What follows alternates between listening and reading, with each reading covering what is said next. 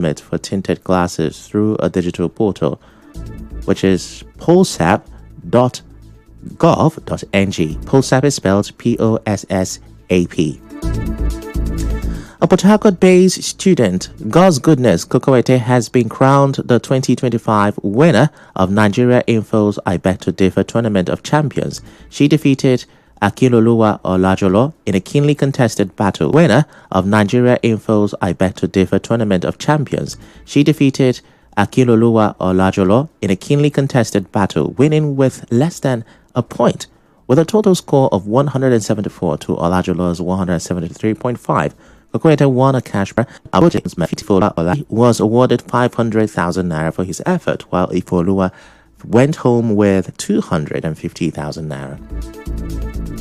But while the young debaters were celebrating, doctors in Rivers State were grieving.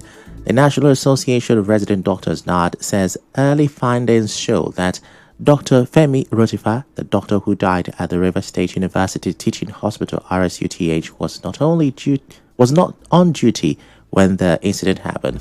Rotifa, a resident doctor, died on Sunday after he collapsed in the hospital. NARD President Dr. Tope Osundara told our correspondent Martha Okere that the late doctor had been treating himself for malaria before his death. He explained that the hospital had already exempted him from work because of his health.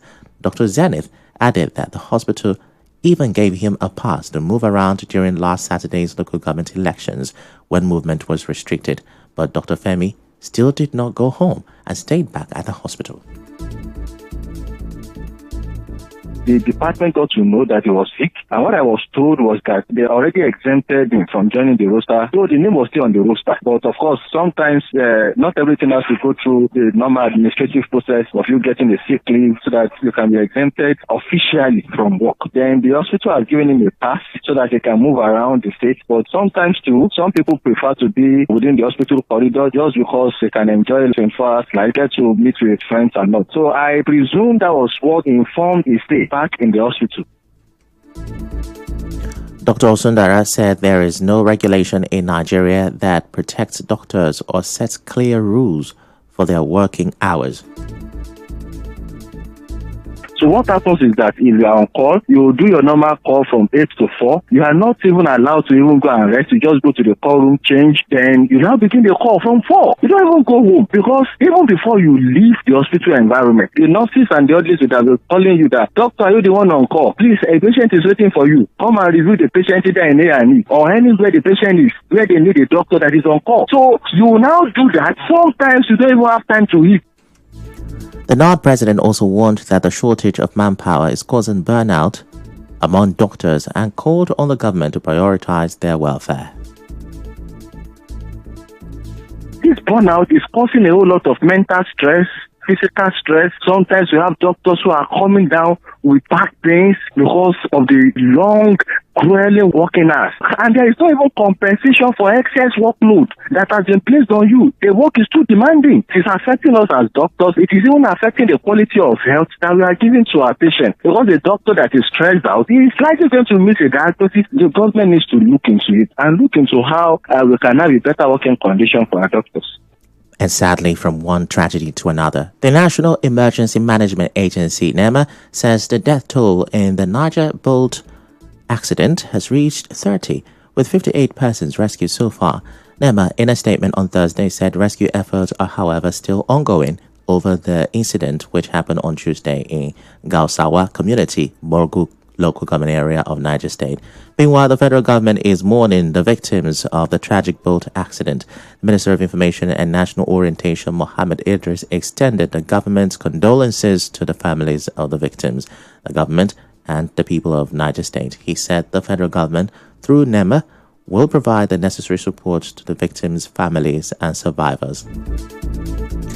Away from that, a civil society organization, Pelex Center for Civic Education Initiative, says the chairman of the River State Waste Management Agency Board, Samuel Wanosike, does not have the right to make executive orders and cannot restrict the freedom of movement of any Rivers person. In August, Ruwama announced the reintroduction of a monthly sanitation exercise and said there will be restriction of movement during the exercise, which will be held tomorrow. But in a statement, Courage Nsoromovu said, while there is a need to keep our environment clean, it will be overreaching for the chairman of the Ruwama board to restrict movement in contravention of the constitutional right to liberty and freedom of movement. According to him, there is a legal precedent in Faith Okafor versus Lagos State government, where the appeal court held that the order on the restriction of movement was unconstitutional and illegal. And now we go straight to business. The Minister of Finance and Coordinating Minister of the Economy, Wale Edu, says the revenue of state have doubled since the removal of the petrol subsidy. Edu spoke on Thursday during the National Health Financing Dialogue in Abuja.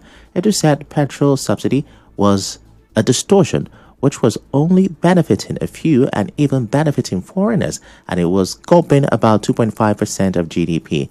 Nigeria fully exited subsidy payments in October 2024 when the federal government deregulated the downstream sector, with petrol pump price crossing 1,000 naira and NNPC's retail outlet reflecting market prices. In entertainment, American singer Ciara and Russell Wilson have captured public attention after the name of Ciara's son with rapper Future was changed to include his stepfather's surname. In sports, an emotional Lionel Messi scored twice for Argentina in what is expected to be his final competitive match on home soil. He says the moment was something he dreamed of. And now, we'll bring you news from around the world. Russian President Vladimir Putin has rejected Western proposals for a reassurance force in Ukraine the day after any ceasefire comes into place. It follows a Paris summit aimed at finalizing plans for security guarantees. French President Emmanuel Macron said 26 of Ukraine's allies formally committed to deploying troops by land, sea, or air to help provide security the moment the fighting was brought to a halt. He did not detail any 26 of Ukraine's allies formally committed to deploying troops by land, sea, or air to help provide security the moment the fighting was brought to a halt. He did not detail any... 3.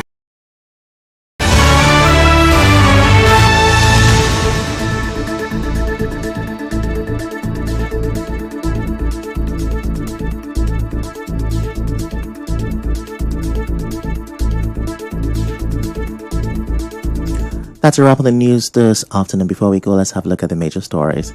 President Tinubu has met with the River Solo administrator ahead of the end to emergency rule. Police has summoned a former... That's a wrap on the news this afternoon. Before we go, let's have a look at the major stories.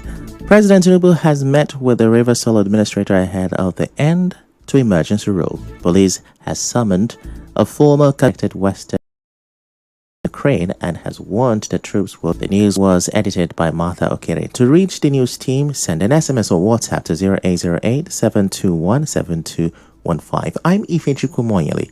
Many thanks for listening.